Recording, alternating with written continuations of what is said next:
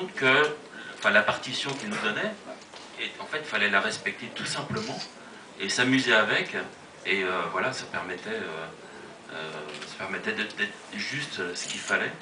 Et puis aussi, quand même, il laisse une grande liberté quand même de proposition. Mais souvent, il suffit d'être juste dans ce qu'il nous a donné à jouer. Et souvent, ça suffit quand même. Je vais vous laisser parler dans un instant, mais je voudrais ajouter ce qu'on Dans voit un instant. dans une demi-seconde.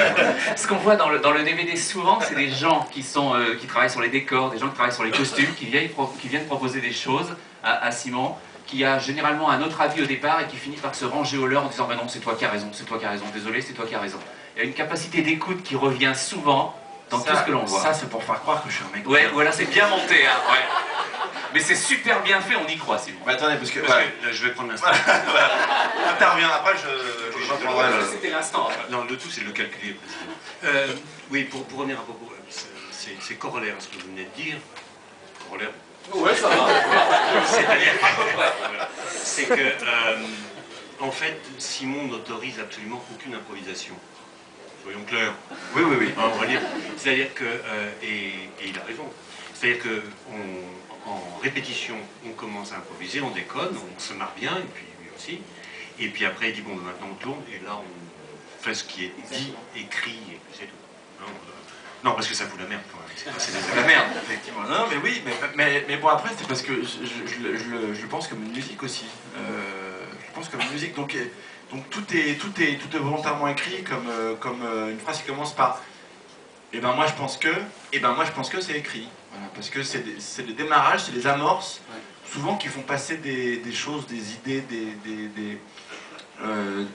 des répliques d'une manière naturelle ou qui les teinte, voilà, suffisamment. Ça huile un peu le truc, voilà, pour essayer que ça fasse jamais trop parler. Parce que je pense que, en tout cas, j'essaye personnellement de faire passer n'importe quel sentiment, n'importe quelle idée dans un phrasé quotidien.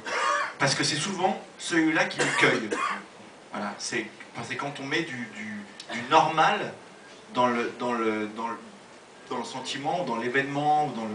Voilà, c'est plus ça qui me fait rêver. Un jour, on écrira une thèse comme ça sur le oui-non en début de réplique. Sur l'ensemble des frères Astier d'ailleurs, qui fonctionne assez bien. Il y a aussi le oui-non en début. Oui, non, mais oui. Oui, il donne aussi un élan particulier et à l'humour et à la réplique en un général. scénario anecdotique. Parfait. Jusqu'à quel point la saison 2, elle ressemble à ce que vous vouliez faire? Eh bien, je crois qu'on... C'est une équation, et je crois qu'on est allé au bout. On ne peut pas faire plus. Et on s'est heurté à quelques limites, parce qu'on a voulu faire beaucoup plus d'effets spéciaux avec le même budget. On est passé de 20 plans truqués à plus de 130, donc c'est vrai que même en changeant les équipes et les machines et le savoir-faire, on tire... En fait, moi, quand je sors du tournage, le lendemain, je suis en post-prod. La post-prod, c'est montage, enfin, c'est tout ce qui se passe après, quand on récupère les images. Et à la fin de la post-prod, on rend les épisodes terminés. Et ben cette période-là de travail démarre pendant le tournage. Moi, dès que j'ai fini de tourner, j'y vais, et on ne s'arrête jamais. Voilà, on ne s'arrête jamais. C'est-à-dire que du lundi au dimanche, la journée, le soir, on y va. Et en 5 mois, on sort une saison. Et je crois qu'on ne pouvait pas plus. C'est-à-dire qu'en termes de moyens techniques et de temps, on ne pouvait pas faire plus que ça. Avec le budget qu'on a, c'est le max. Et voilà, on a un peu dépassé sur des trucs, parce que voilà, mais moi je suis content d'avoir, en tout cas avec le même budget, voilà, essayer de tirer le maximum. Y compris quelques flashbacks qui donnent à la série forcément un ton très particulier. Parce que je suis un grand fan de Lost en fait. On l'aura presque compris. Pourquoi? Donc, je suis un grand fan de Lost. Et je suis un grand fan des flashbacks dans Friends où ils ont tous des coupes de cheveux pourries. Des poids différents aussi pour certains. C'est ça. Donc du coup, les flashbacks dans les records, c'est le mélange de ça. Voilà. Et puis surtout, c'est un truc qu'on voulait faire depuis le début sur une saison. En fait, pas que ça soit une récurrence. On a prévu de faire, enfin si ça continue, que chaque saison ait sa particularité dans la narration.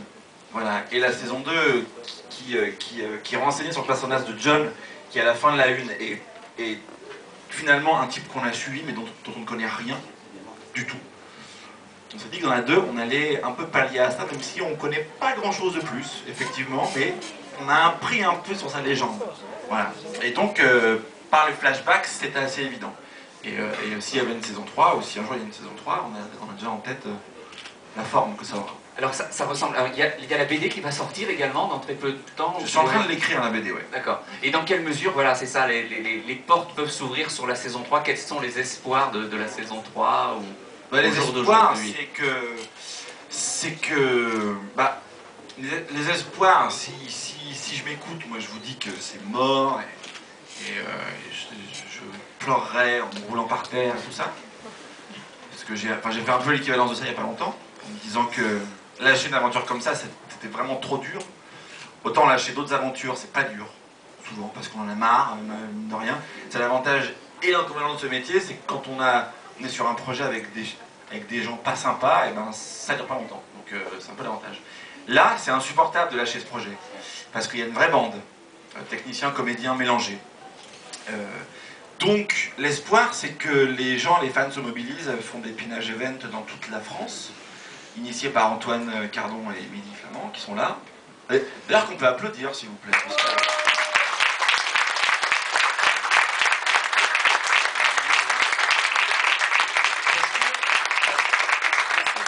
C'est eux qui au Comic-Con se sont dit, ils ont senti que ça puait pour la série, et ils se sont dit qu'il fallait faire quelque chose, et ils l'ont fait, quoi. Ils s'organisent, et voilà. Donc c'est très touchant pour nous de voir, parce que c'est inédit pour une série française que les fans se mobilisent. C'est déjà très rare pour une série française d'avoir des fans, donc déjà... Non, mais c'est pas du tout méprisant ce que je dis, mais c'est que... Parfois c'est mérité aussi pour ça. Non, mais ce que je veux dire, c'est que je pense que c'est un truc de génération aussi. C'est-à-dire que moi, c'est pas un truc marketé. C'est pas né d'une réunion où on s'est dit les jeunes, ils aiment quoi, les super-héros, enfin une série sur les super-héros. C'est juste que c'est ma culture, ça. Et quand on aime cette culture-là, ces cultures-là de l'imaginaire, il n'y a pas de version française de ça. Donc du coup, pourquoi pas essayer? Alors, les puristes des super-héros vont me dire que je suis pas assez pointu, les autres vont dire que c'est peut-être trop singulier, et puis les gens au milieu, il y en a qui aiment et qui suivent, et voilà quoi. Donc ça a le mérite d'exister en tout cas. Et donc, c'est pour ça que je le fais avec autant d'énergie que ça. Et les gens se mobilisent, les gens sont là, ils sont là aujourd'hui, ils étaient là au Comic-Con, ils étaient plus de 1000. On est tous très émus de voir que les gens se mobilisent. Aujourd'hui, il n'y a pas vraiment du nouveau, il y a du demi-nouveau. C'est que je crois que Comédie, je ne sais pas s'ils écoutent vraiment ou s'ils ont vraiment entendu, mais ils vont rediffuser HeroCorp 2. Ils rediffusent ça en ce moment. Mais je pense que c'est une diffusion... ils se sont dit, qu'est-ce qu'on pourrait diffuser à 1h du mat, qui coûte pas cher. HeroCorp 1, on l'a diffusé 8 fois, c'est bon, on va mettre ça. Mais ils vont rediffuser HeroCorp 2. Et il faut, en fait, que les gens regardent. Parce qu'HeroCorp naît et meurt de ça, de sa singularité. Les gens l'ont vu sur Internet, les gens l'ont piraté, les gens se l'échangent, parce qu'on leur demande aussi. On a demandé aux gens de nous aider voilà, s'ils aiment, de le montrer, et voilà, et plein de gens l'ont fait.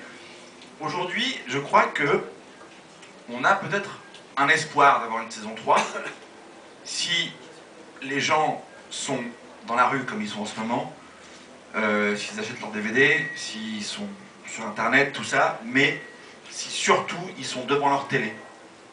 Parce que ça passe par l'audience, quand même, quoi. Ça ne passe que par l'audience, en tout cas, pour qu'une saison se fasse dans sa forme actuelle. Comédie relance une diffusion. Je pense qu'il faut que les gens regardent, et que s'ils regardent, si les scores sont bons, ça peut faire bouger les choses. Il y aura sûrement une saison 3. Très bien. On prend quelques questions dans le public avant de... Mais avec plaisir, voilà. Je suis sûr qu'il y en a plein.